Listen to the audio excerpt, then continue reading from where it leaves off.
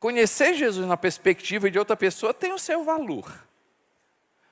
Por exemplo, se alguém chega para mim e pergunta para mim: Costa Neto, como é que é Jesus para você? Eu posso começar a falar de Jesus para você e eu contribuir com a minha experiência de quem Jesus Cristo é. Então, no domingo passado, nós falamos de Jesus na perspectiva de várias pessoas. Por exemplo, na perspectiva de Herodes, Jesus, para ele, era uma ameaça, porque era um outro rei. Na perspectiva dos pastores, Jesus foi alegria, boas novas, muita alegria. Na perspectiva de José e Maria, missão de vida. Vocês concordam comigo, gente, uma coisa? Se Maria não fosse um instrumento de ser a mãe de Jesus, Maria ia ser simplesmente Maria.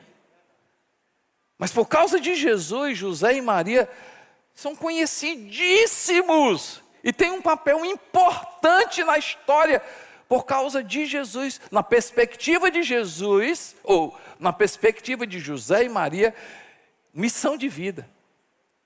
Agora, se na perspectiva de alguém Jesus, alguém que fala de Jesus tem a sua importância, gente, a importância que tem de Jesus falando quem Ele é. Vocês entenderam? Acho que vocês não entenderam, não. É completamente diferente.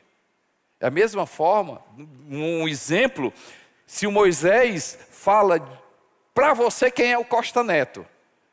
Moisés, quem é o Costa Neto? Você trabalha com ele? Quem é? Não, o pastor é isso, tal. Ele é lá na casa dele, assim, eu já fui lá, conheço, tal.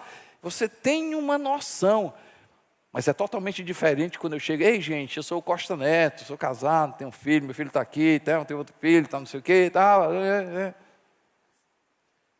É diferente, muda completamente. Então, hoje eu quero falar de Jesus na perspectiva Ele falando quem era.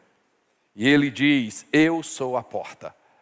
Jesus, Ele é a porta. João escreve essas palavras de Jesus ali no capítulo 10, no verso 7 a 9, ele diz assim: então Jesus afirmou de novo, digo a verdade, eu sou a porta das ovelhas.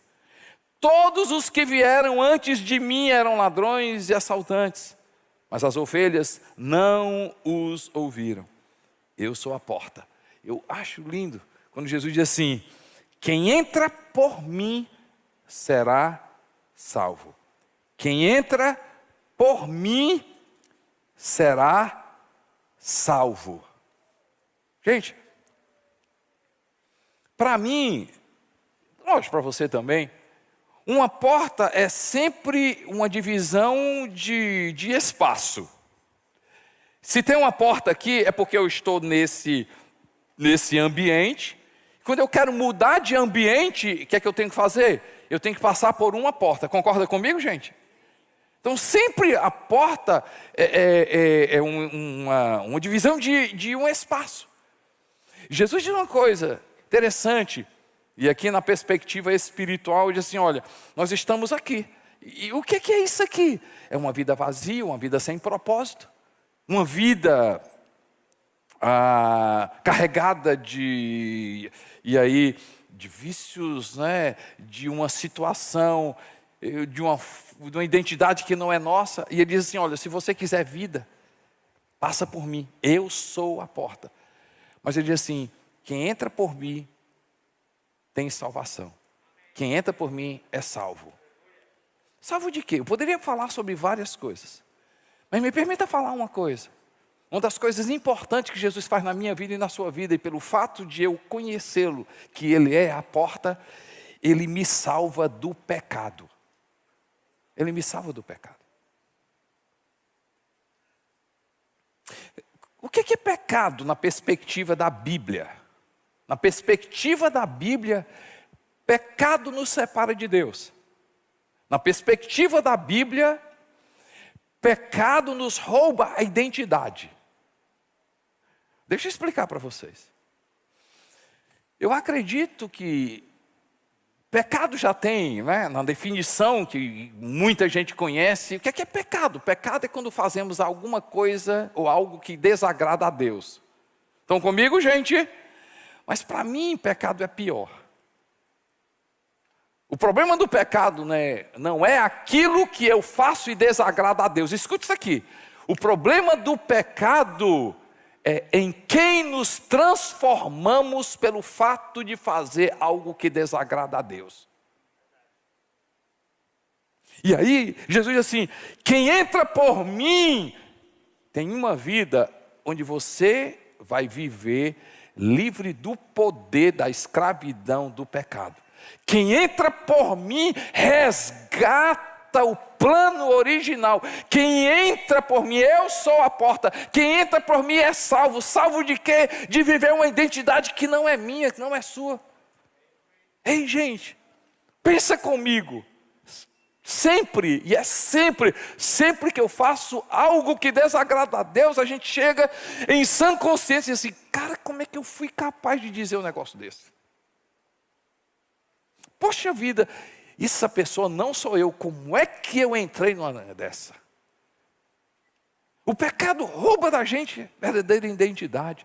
Por isso que eu vim aqui, porque Ele diz para mim e para você, Ele é a porta, Ele tem salvação para a minha vida. Você não é um projeto falido, você não é um projeto errado, Deus não fez você errado. O que fez a gente viver uma outra identidade se chama pecado. E Jesus diz assim: eu sou a salvação para isso. Eu sou a salvação para isso. Não sei se você é igual a mim, mas há uma luta constante dentro de mim, carne e espírito. E o que é carne? Carne é a tendência nossa, porque somos pessoas imperfeitas, uma tendência de fazer aquilo que desagrada a Deus. O apóstolo Paulo, em uma das suas cartas, no capítulo 7 do livro de Romanos, diz assim: o bem que eu quero, eu não faço. E o mal que eu não quero é justamente acontece. E aí ele diz: como é que é isso? Quem me livrará dessa luta? E aí ele diz: agora, pois, nenhuma condenação há para os que estão em Cristo Jesus, porque a lei do Espírito em Cristo Jesus te livrou da lei do pecado e da morte. Ei, quando eu entro por meio de Jesus, quando eu estou em Jesus, Jesus me livra do poder do pecado. Sim, meu irmão, eu posso decidir, não é sobre eu não posso, é sobre eu não quero.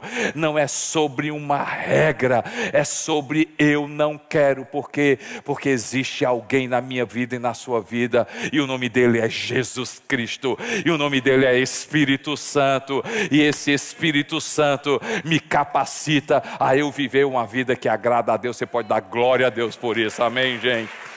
Eu sou a porta, mas também ele disse: eu sou o pão da vida. João capítulo 6, verso 33 a 35 diz assim: pois o pão de Deus é aquele que desceu do céu e dá vida ao mundo. Disseram eles: Senhor, dá-nos sempre desse pão. Então Jesus declarou: eu sou o pão da vida, aquele que vem a mim nunca terá fome, aquele que crê em mim nunca terá sede. Se Jesus é a porta, e quando eu estou em Jesus, eu entro nesse ambiente, a minha verdadeira identidade, na minha verdadeira vida que agrada a Deus, não é sobre um conjunto de regras, é pelo poder do Espírito Santo, não é sobre eu não posso, é sobre eu não quero. Eu não quero. Mas ele diz: eu sou o pão. O pão. E na perspectiva de Jesus, pão ali era um alimento que, se eu como, eu nunca mais vou ter fome. Agora você imagina as pessoas ouvindo Jesus dizendo assim: mas vem cá, como é que é esse negócio que eu como, nunca mais vou ter fome? Porque o normal nosso, a comida de manhã não serve para a noite, amém, gente? Alguém tem esse problema como eu? O café da manhã não serve mais para a noite, não. Eu tenho um problema, todo meio-dia eu tenho fome. Então, por quê? Porque o café da manhã não supre. E se o nosso natural são necessidades físicas, fisiológicas, nós temos necessidade de reconhecimento. E, gente, é bom ser amado, é ou não é? É bom ser reconhecido. É bom fazer um trabalho e a pessoa assim, parabéns, excelente, é bom. Nós temos essas necessidades. Mas tudo isso passa, gente. Tudo isso passa. Quem sabe você pode dizer assim, não pastor, a minha necessidade é aquele emprego. E você vai conseguir aquele emprego e depois de 6 meses e 1 ano você vai dizer o seguinte, nem era um emprego. Quem sabe você pode dizer, não pastor, a minha necessidade é aquele concurso. Se eu passar naquele concurso, eu tenho certeza, vai ser bom demais. Você vai passar no concurso, daqui a 1 ano, 2 anos, você vai perceber que assim, se eu conseguir outra posição, se eu conseguir ser transferido. Gente, nós estamos em constante, né? Nós estamos constantemente, o quê? Cheios de necessidades. Deixa eu contar uma história para ajudar vocês a entender esse pensamento.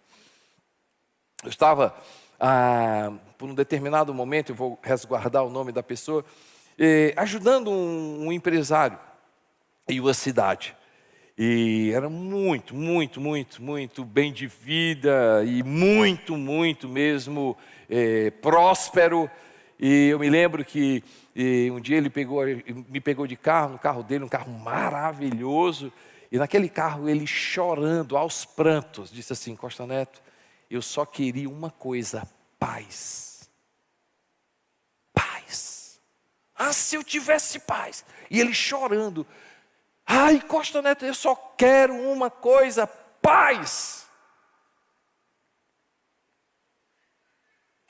Paz. As melhores coisas da vida, dinheiro nenhum paga. O que realmente tem valor na vida, dinheiro nenhum paga. Não é conversa fiada não, gente. Não é conversa de pastor não. Você sabe muito bem. Você sabe muito bem. Jesus diz assim, eu sou a porta. Seja livre. Mas ele também disse, eu sou aquilo que se você tiver, você não precisa mais nada. Deixa eu contar uma outra história para você. Essa semana teve uma pessoa muito próxima da gente, aniversariou e fomos lá, e ela estava também com as amigas dela, reunidas lá no GC dela, e uma das senhoras, amigas, né, chegou para mim e disse, pastor, eu tenho uma história para contar para o senhor faz muito tempo, mas eu nunca contei, não tive a oportunidade, mas eu quero contar para o senhor. Muito tempo atrás, eu vim para a igreja trazido por um casal de pastores. E a minha situação era muito complicada. Naquela situação, meu marido tinha me deixado, meu casamento estava acabado, eu estava arrasada. E eu vim para a igreja, trazido por um casal de pastores. E eu me lembro que em um culto, entre um culto e o outro, ele me apresentou o Senhor, contou a minha história. E aí o Senhor olhou para mim e disse assim, busque em primeiro lugar o reino de Deus e todas as coisas vos serão acrescentadas.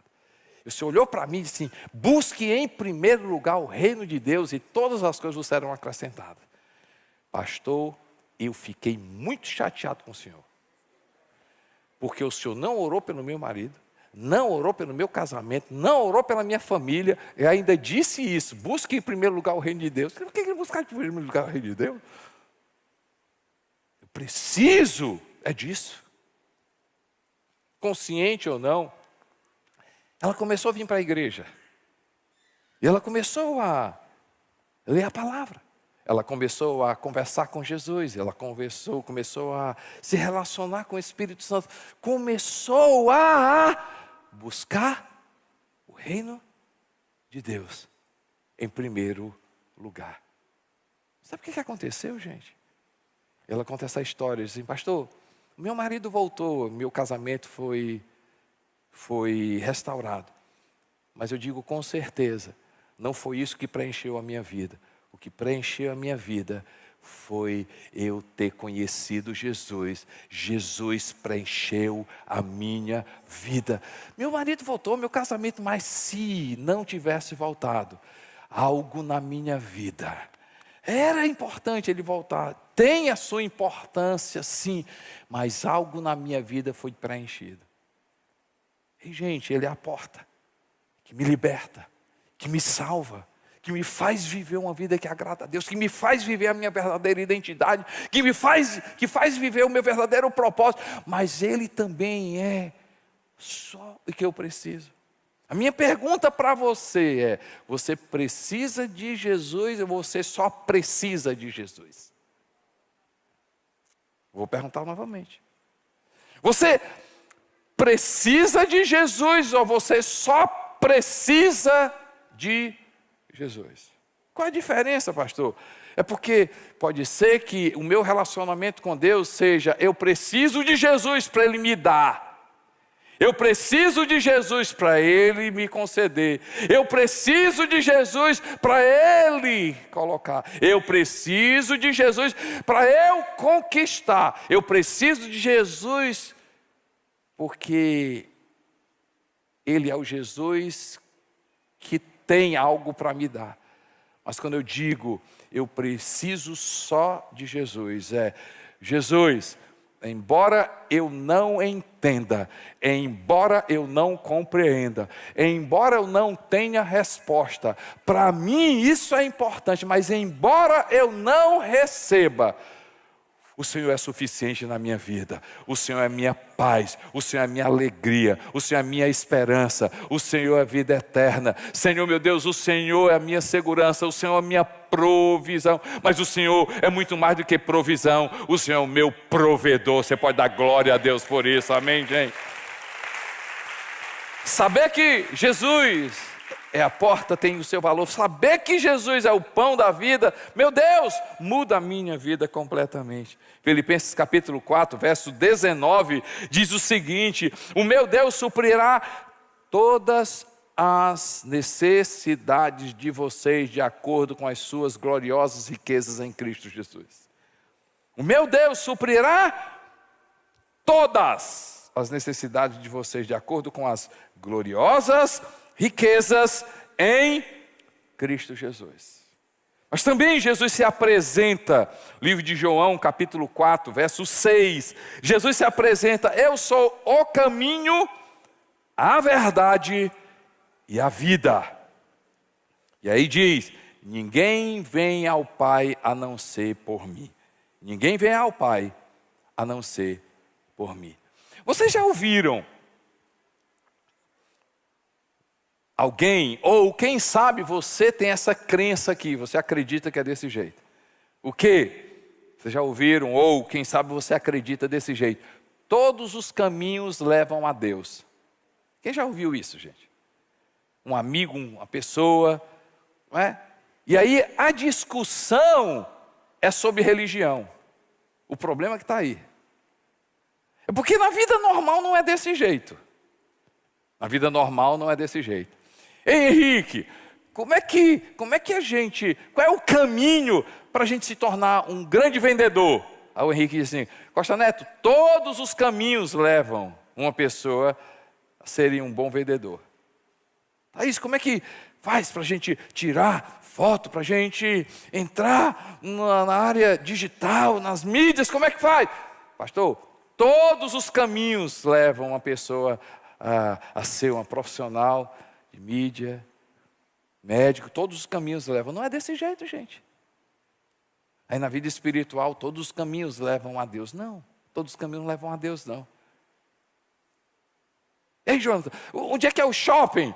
Costa Neto, como é que eu vou para o shopping? Todos os caminhos levam você para o shopping. Não, pode ser que eu vá bater lá na Barra do Ceará. O problema é que as pessoas confundem Jesus com religião. Não, vocês precisam ouvir novamente. O problema é que as pessoas confundem Jesus com a religião. E aí que está o problema. Porque a religião tem o seu valor. E eu tenho muito cuidado em tocar nesse assunto, porque eu não quero falar de religião. Eu quero falar de Jesus. E aí, pastor, e qual é a religião que eu tenho que estar? A religião que você tem que estar é a religião que aponta para Jesus, que fala para Jesus, que fala sobre Jesus, que o centro é Jesus, que só por meio de Jesus eu chego a Deus. Ele é o caminho. Onde é que está isso? Onde é que está escrito? Na Bíblia, na palavra. O livro de Timóteo, uma carta que Paulo escreve a Timóteo, no capítulo 2, versos 5 e 6, diz assim, vocês podem, vamos ler junto, gente? Você pode ler comigo? Está todo mundo comigo? Vamos lá, 1, 2, 3. Pois há um só Deus e vários mediadores.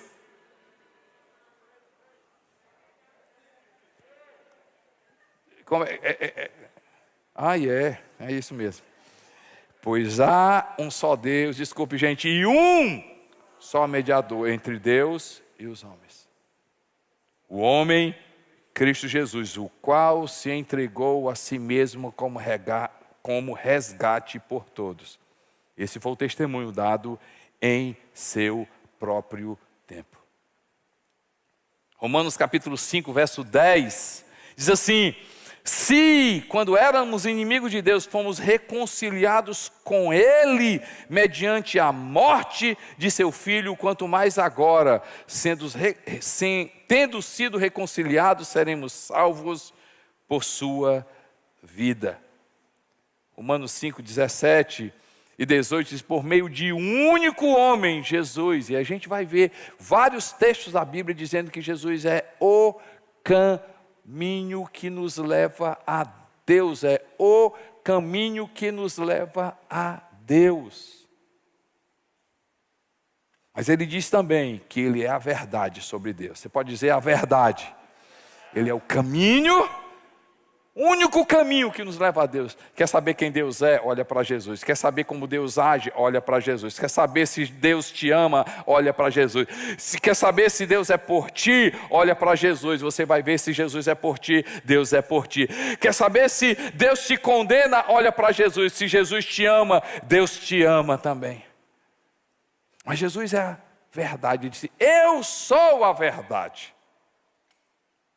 João registra uma conversa que Jesus tem, e nessa conversa no capítulo 8, verso 32, ele diz assim, e conhecereis a verdade vos libertará. Diga comigo, verdade liberta. Verdade liberta. Jesus é a verdade sobre Deus.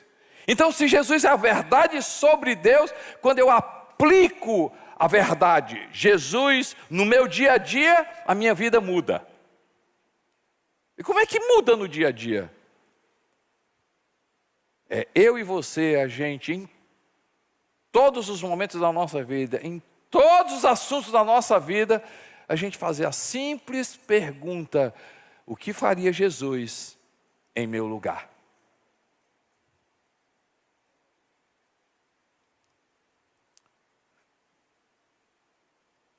Jesus iria criticar?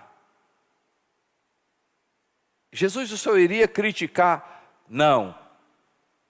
Então, se eu obedecer Jesus e não criticando, eu vou ser liberto. Eu vou estar agradando a Deus. Jesus, como é que eu trato essa pessoa? Aí eu olho para Jesus e Jesus diz assim, se você quer que os outros façam com você, faça com eles.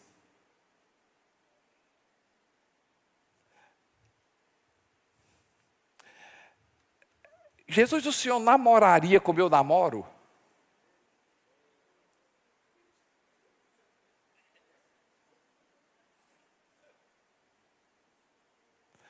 Jesus, o senhor entraria nesse negócio aqui? E aí a gente vai falar de casa, de dinheiro, na área sexual. Como é que o senhor... O que é que o senhor acha, Jesus? Faça essa pergunta. Faça essa pergunta. E se você quer emagrecer, Toda vida que você tiver uma comida de frente para você, você pergunta assim: Jesus, Espírito Santo, o Senhor colocaria essa comida no corpo que é teu?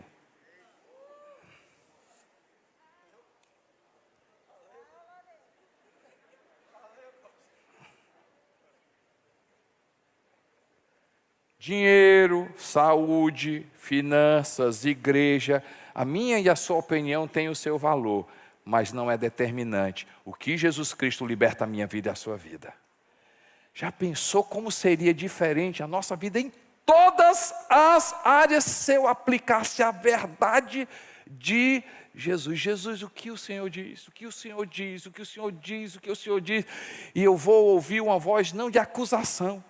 Eu não vou ouvir uma voz que vai te acusar. Eu não vou ouvir uma voz que vai te condenar. Eu vou ouvir uma voz doce, saudável, amorosa, e vai dizer: filho, faz isso. Se você fizer isso, vai dar certo. Se você fizer isso, é o melhor para a tua vida. Se você me obedecer, você vai gozar de transformação. Se você viver na minha verdade, você vai desfrutar de coisas que você jamais imaginou. Quer viver a verdadeira vida? Siga Jesus. Quer viver uma vida que agrada a Deus? Viva na verdade de Jesus. Mas Jesus também falou que Ele era a vida. Diga comigo, Ele é a vida.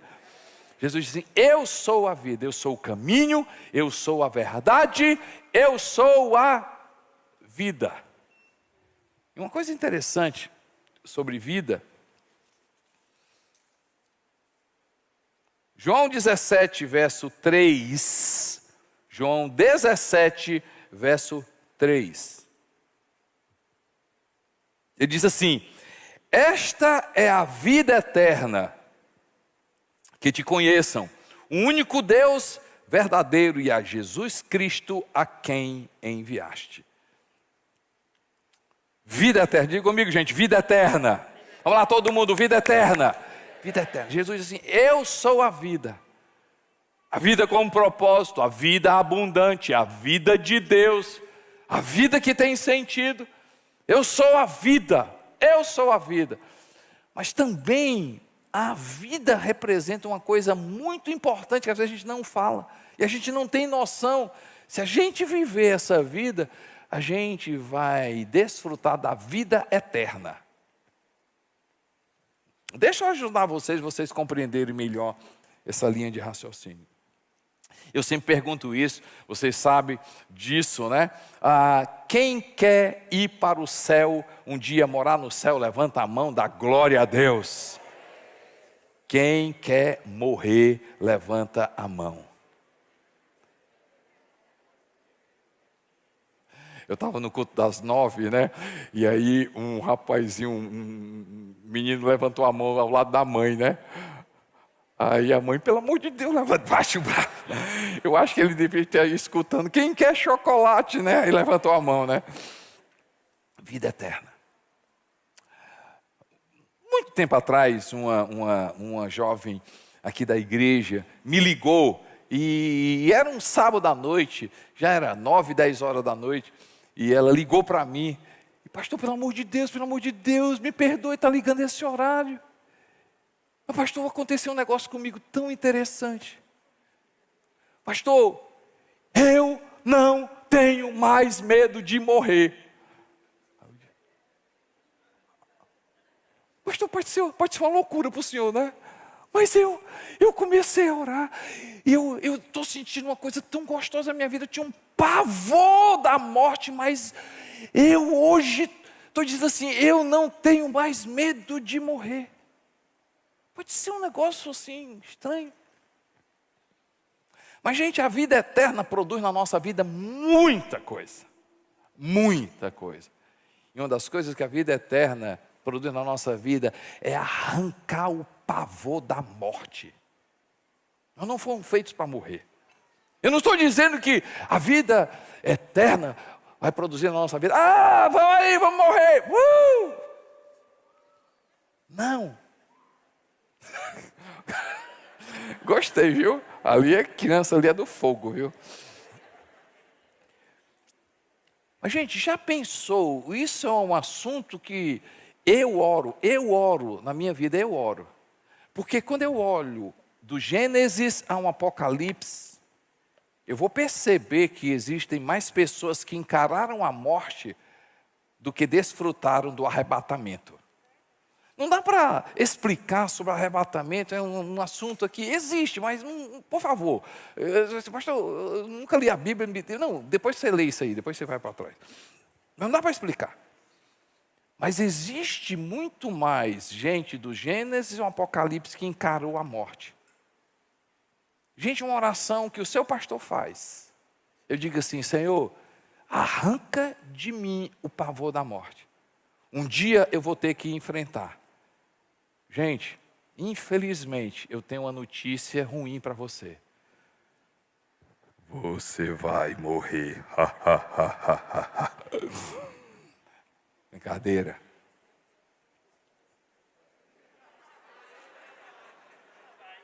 Vai, verdade. Mas, gente, peraí, deixa eu te falar uma coisa. Brincadeira à parte. Mas o que nos perturba é o pavor da morte, não é, gente? Pavor da morte. O pavor da morte. Mas uma das coisas que a vida eterna faz é, ela vai vir. Um dia nós iremos encarar a morte. A minha oração é, Senhor, um dia eu vou ter que encarar a morte. Mas me ajuda, Senhor, na certeza da vida eterna. No dia que eu estiver encarando a morte, eu posso ter a certeza de que ela não é algo que vai me parar. Ela vai me transportar para a vida eterna. Porque o Senhor é a ressurreição e a vida. Jesus, Ele é a ressurreição, Ele é a vida eterna. Mas também a vida eterna nos ajuda a sermos consolados por aqueles que a gente perde com a morte. Eu sei o que é perder um ente querido. Eu já perdi meu pai. Dói.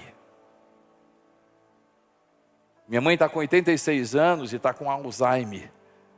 E sempre que eu a vejo, eu vejo a morte chegando próximo dela. Ela não me conhece mais, não sabe quem eu sou.